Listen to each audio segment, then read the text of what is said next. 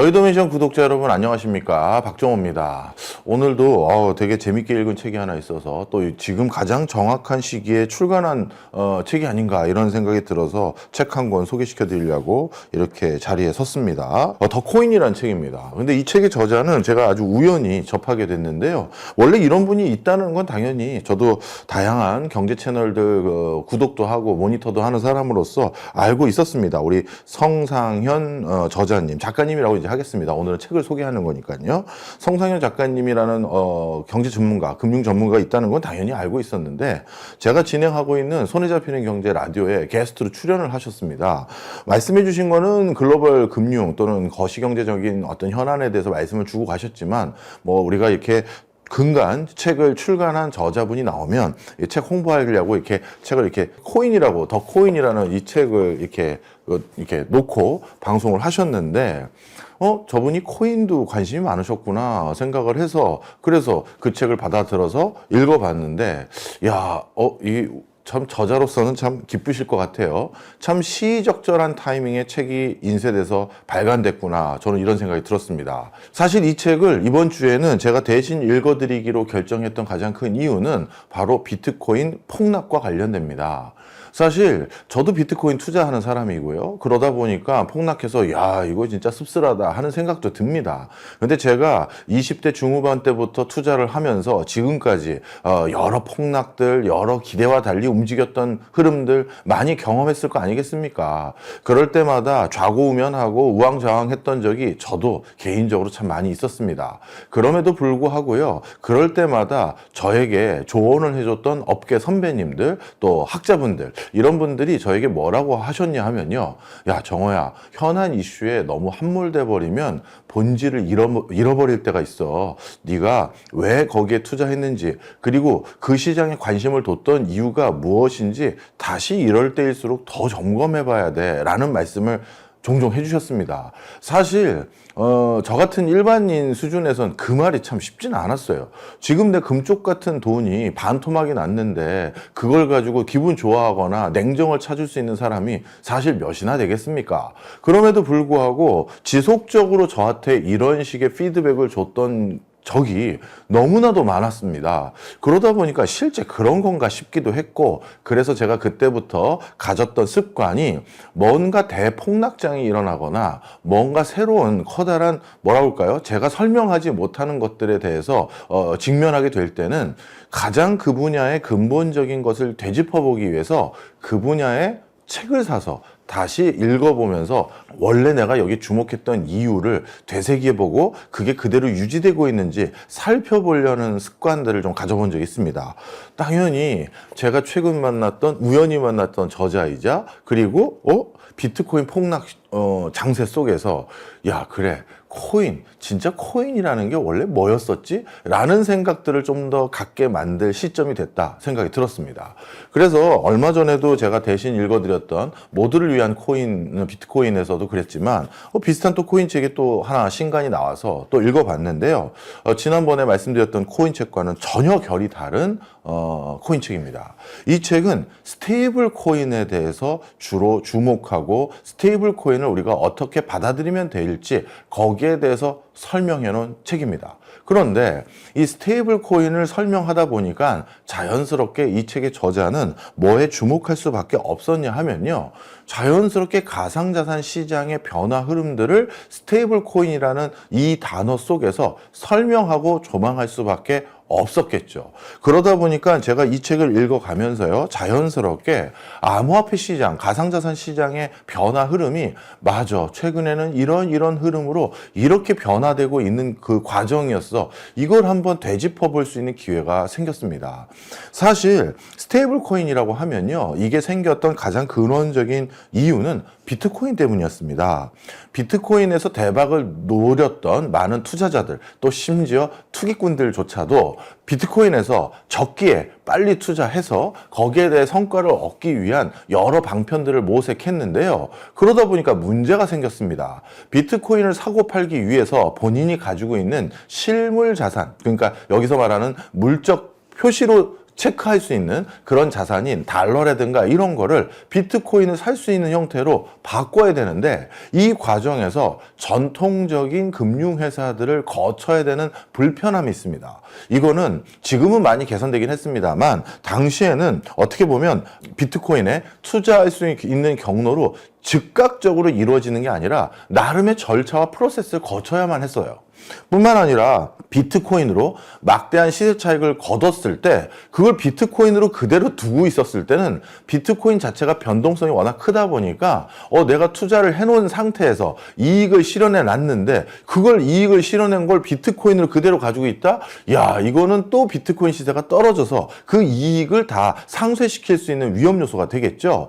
따라서 비트코인에 투자한 사람들이 뭔가 비트코인을 안정적으로 투자할 수 있는 새로운 매개 수단이 필요하게 됩니다. 어떻게 보면 이걸 이 책의 저자는 뭐라고 얘기를 해놨냐면요, 카지노 칩이라고 설명을 합니다. 예를 들어서 우리가 카지노에서 노름할 때 어떻게 합니까?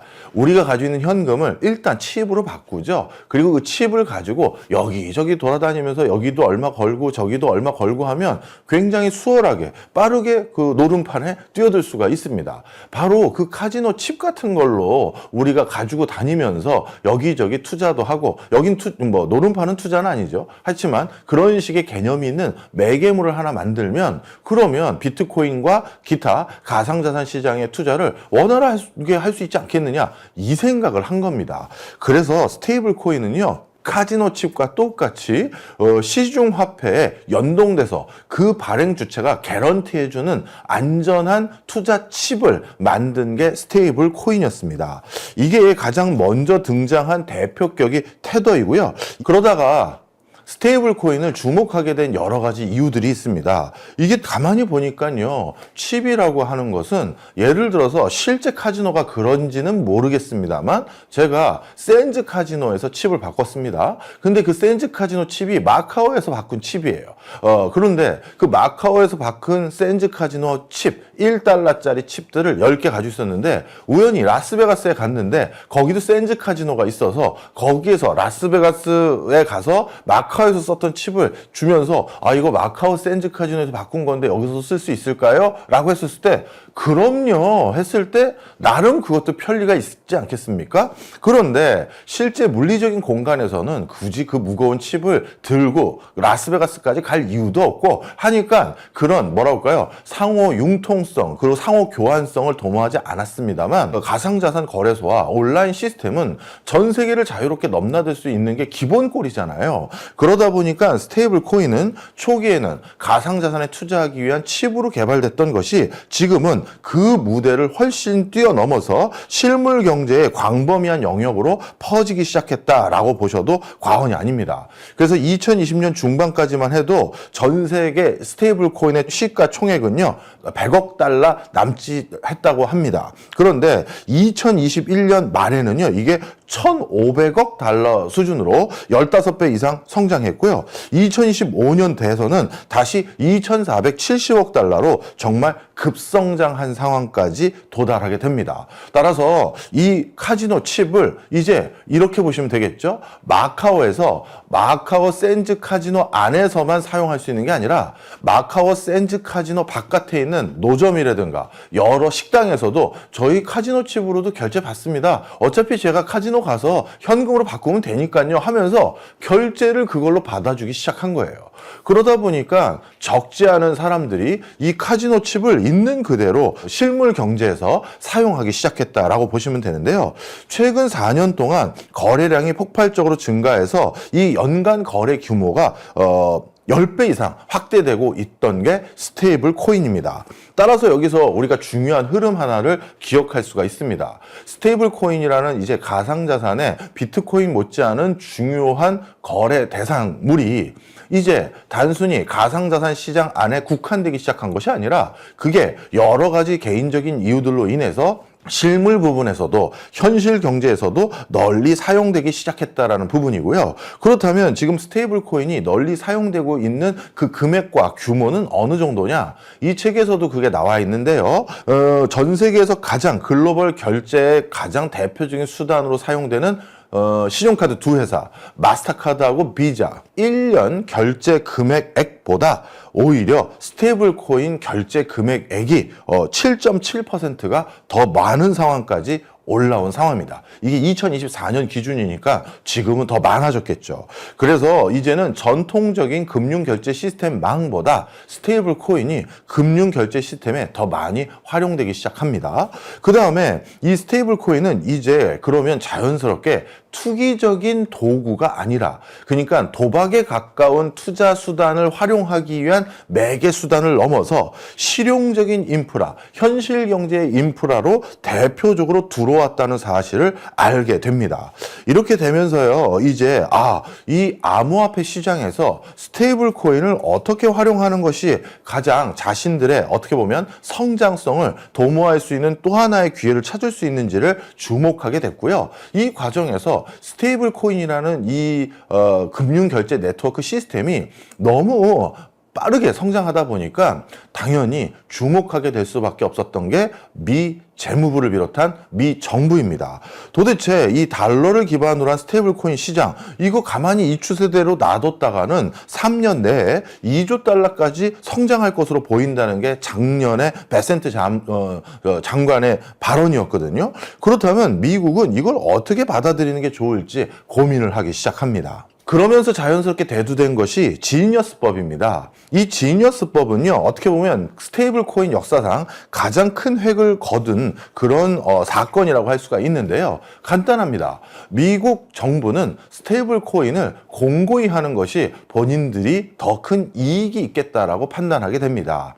베센트 재무장관의 표현처럼 이렇게 거래 금액이 성장하고 있는 스테이블 코인, 그렇다면 그들은 이 스테이블 코인의 안전성, 즉 우리가 발행한 1코인은 1달러와 똑같습니다 라는 걸 설명하기 위해서 무조건 달러나 단기 미국 국채를 사두는 게 일반적이었거든요. 그런데 물론 연준 준비금도 있고요. 그런데 이런 걸 하는 과정에서 이들이 미국 국채를 정말 너무 많이 사줄 수 있는 새로운 서드 파티가 될 수 있겠구나라고 판단을 합니다. 따라서 이들을 이렇게 법의 외곽지대에 둘 것이 아니라 법 내부로 편제를 하고, 우리가 이제 부인할 수 없는 거라면 그걸 존재를 인정하고 제도권에서 안정적으로 성장하게 하면서 그 사업체들도 성장함과 동시에 미국의 아킬레스건이라고 할 수 있는 여러 가지 문제도 해결하는 게 좋겠다라고 판단해서 만들어진 법이 지니어스법입니다. 그래서요, 이 스테이블 코인 발행사들은 이 발행사가 달러 기반 스테이블 코인으로 USD 연동 스테이블 코인으로 역할을 하기 위해서는 승인을 받아야 됩니다. 미국 정부에게요. 그리고 준비자산 요건을 미국 정부의 가이드라인에 맞춰서 이미 그 준비자산을 구축해 두어야 합니다. 그리고 일정 주기로 공시를 해야 되고요. 또 감사도 받아야 됩니다. 그런 과정에서 스테이블 코인이 이제 제도권으로 들어왔고요. 일부 스테이블 코인 발행 회사들은 이제 연방준비은행에 접근을 가능하도록 허용해 줄 것을 요구하고 있는 상황까지 돼버렸습니다. 연방준비은행의 접근 가능성을 열어달라는 것은 본인들이 시중은행과 똑같은 룰을 역할을 하겠다, 이런 의미로 받아들이셔도 됩니다. 이렇게 되다 보니까 이제 후속 조치로 소비자 보호를 위한 조치들, 발행량 상한 규제라든가 이런 것들이 최근 계속해서 후속 조치로 이어져 가고 있고요. 그렇게 되면 이제 스테이블 코인은 완벽한 제도권의 한 금융의 축이 되면서 다른 한쪽 발은 제도권 밖에 있는 가상자산의 가장 유력한 플레이어가 계속될 수 있다, 이렇게 보시면 되겠습니다. 그러다 보니까 이 스테이블 코인은요, 이제는 국가 신탁은행 인가 신청서를 제출한 상태고요. USDC 같은 경우는요, 서클입니다. 그 다음에 이와 함께 리플 역시도 미국 내 연방 수준의 은행 인가를 신청하려는 그런 움직임을 보이고 있는 상황입니다. 이런 것들을 봤었을 때 이제 스테이블 코인이 제도권 안에서도 의미 있는 역할과 플레이어로 대두될 것으로 보여지고 있는 게 지금의 상황입니다. 여기서 우리가 주목해야 될 또 다른 흐름을 이 책에서는 또 언급을 하고 있는데요. 바로 월스트리트에서 이 스테이블 코인을 주목하는 것이 아니라 이제 실리콘밸리에서도 스테이블 코인을 주목하고 있다는 걸 기억해야 된다는 얘기입니다. 사실 서클과 테더와 같은 곳과 파트너십을 맺어서 이런 스테이블 코인을 기반으로 뭔가 결제를 하거나 송금을 하거나 다양한 금융 서비스를 도모하는 스타트업이나 테크 기업들이 대두되고 있는 상황입니다. 실제 이러한 스테이블 코인이 대두되기 전에 이미 빅테크 기업들 스스로 뭔가 스테이블성에 가까운 코인을 발행해서 직접 유통해 보려는 시도들도 많이 있었습니다. 대표적으로 페이스북 메타도 리브라라는 암호화폐를 발행해서 자신의 플랫폼 안에서 유통해 보려는 노력들을 해왔었지만 지금은 그걸 잠시 중단한 상태이긴 합니다. 하지만 일부 다시 그런 시도들을 전방위적으로 하기 위한 노력들을 조만간 할 가능성이 높아 보이고요. 일론 머스크는 자신이 인수한 이 트위터를 X로 재편한 뒤에 모든 것을 실현 가능한 앱이라는 형태로 이 X를 진화 발전시키기 위해서 계속해서 개발을 해가고 있는 게 지금 일론 머스크의 행보입니다. 따라서 이 X 안에서 모든 게 가능한 앱이 되기 위해서는 당연히 무언가를 사고 팔고 돈도 주고 결제도 할 수 있는 게 중요하지 않겠습니까? 따라서 이 X 안에서도 스테이블 코인성 어떤 코인 생태계가 들어갈 수밖에 없다라는 게 지금의 중론입니다. 이런 식으로 여러 테크 기업들이 지금 스테이블 코인을 활용한 또는 스테이블 코인과 온라인을 맺은 이런 형태로 비즈니스 모델을 구축하기 시작했고요. 심지어 어떤 흐름도 있냐 하면 예를 들어서 이런 상상을 해보시면 어떨까 생각이 드는데 저도 이런 상상을 하고 있었는데 이 책의 저자분이 그 부분에 대해서 언급을 해놨습니다. 바로 아마존입니다. 아마존은요, 전 미국인들을 대상으로 그리고 더 정확히 말하면 전 세계인들을 대상으로 이커머스를 운영하고 있는 대표적인 회사입니다. 그런데 아마존은 이 이커머스를 운영하는 과정에 있어서 결제 시스템을 전통적인 금융권에 의존한 결제 시스템을 활용하고 있다 보니까 나름대로 스테이블 코인보다는 훨씬 더 높은 수수료류를 지급할 수밖에 없는 상황이 돼버렸을 겁니다.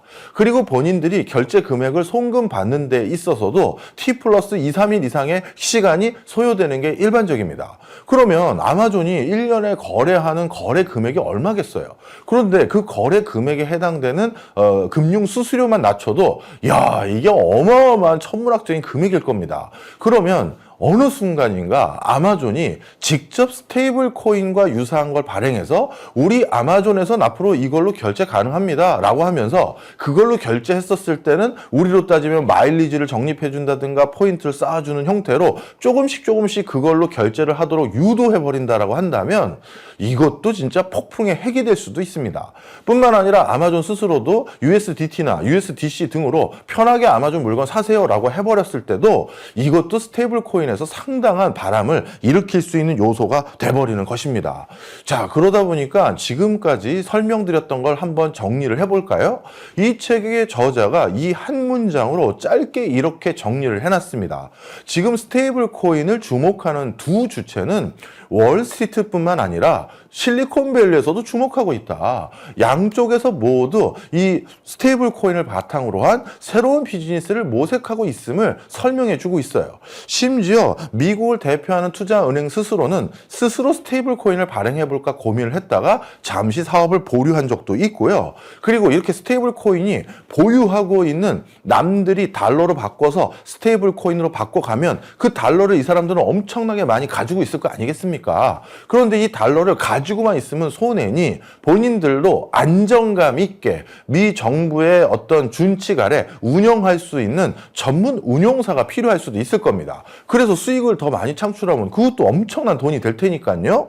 그래서 블랙록이라든가 피델리티 이런 거대 자산 운용사는 이미 스테이블 코인 준비금 운용 비즈니스에 눈독을 들였고요. 이미 그래서 서클 같은 경우는 블랙록에 자신들의 준비금 일부를 맡겨서 투자 운용을 해달라고 해달라고, 안정감 있게 운영을 해달라고 맡겨놓은 상태인 거. 그리고 피델리티 같은 경우도 고객들에게 스테이블 코인을 직구매를 대행해주는 서비스, 이런 것들을 일찌감치 직접 제공해 주면서 본인들이 더 스테이블 코인까지 이용하려는 금융 서비스의 보호폭을 넓혀가고 있는 흐름들을 제시해 주고 있는 것입니다. 저는 이 책을 읽으면서 모처럼 가장 최근에 급박하게 전개되는 이 코인 시장의 변화, 너무 급박하게 전개되다 보니까 저도 가끔 숲속을 헤매다가 숲을 멀리서 보는 그런 기회를 잃어버릴 때도 있지 않겠습니까? 그런데 이 저자가 그 기회를 다시 찾아준 셈입니다. 이미 코인 시장도, 비트코인 시장도 1.0을 비롯해서 2.0 이상으로 진화 발전을 했습니다. 1.0은 비트코인 그러면 가상자산, 가상자산 그러면 비트코인, 이런 시대라고 분류할 수 있어요. 그리고 이런 시대는 말 그대로 무협지에 나오는, 즉 법과 제도의 틀이 없는, 그래서 어떻게 보면 중원에서 무림 고수들이 정말 난타전을 하는 그런 시기였습니다. 그런데 그런 시기에 무림 고수들이 편하게 난타전을 하기 위해서 만들어냈던 매개물인 카지노 칩에 해당되는 이 스테이블 코인, 이 스테이블 코인이 시장에서 참 독특한 진화 발전을 해서 이제는 전 세계 사람들이 이 칩을 바탕으로 무림 고수들이 한 판을 겨루는 포커판 밖에 있는 노점상에서도 이 스테이블 코인을 사용할 수 있는 시점까지 자연스럽게 이어지게 됩니다. 그러면서 이 스테이블 코인이 전통적인 금융 업계보다 더 시장성을 크게 갖게 됐고요. 그러다 보니까 전통적인 금융 업체에서도 저 시장을 못 본 척하기보다는 저 시장에서 새로운 기회를 찾자라고 뛰어들기 시작했고, 그리고 원래 이 가상자산 시장은 테크 기업들을 중심으로 진화 발전을 해올 수 있는 모멘텀이 많았는데, 이 테크 기업들 스스로 스테이블 코인이라는 이제 비트코인이 아닌 또 하나의 거대 축이 하나 생성되기 시작하면서 가상자산을 기반으로 한 비즈니스 모델들을 성큼성큼 만들어 가오고 있었던 것이 지금의 상황입니다. 거기다가 가장 큰 금융 결제 플랫폼인 스위프트망을 운영하고 있는 미 정부조차도 이 시장에 손을 잡지 않고서는 달러 기반의 어떤 큰 헤게모니를 놓칠 수 있다는 판단까지 해서 오히려 공신력을 불어넣기 시작한 상황이 돼버렸습니다.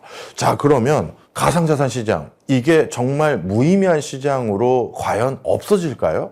저는 그렇게 되기보다는 이제 새로운 판도로 가상자산 시장이 한 번 더 성장하기 전인 그 성장통을 지금 겪고 있는 모습으로 보여지고요. 그 과정에서 비트코인과 스테이블 코인과 이더리움과 같은 어떤 스마트 코인이라고 전 부르는데요. 특정 스마트 컨트랙트라든가 이런 것들에 대한 기능이 배가 되기 시작한 월드 코인이나 이런 것도 여기에 들어갈 수 있겠죠. 이런 것들의 여러 새로운 판도가 전개되는, 어떻게 보면 이제 가상자산 시장의 버전 3.0이 시작되는 초입이 아닌가, 이런 생각을 이 책을 읽으면서 점점 갖게 됩니다.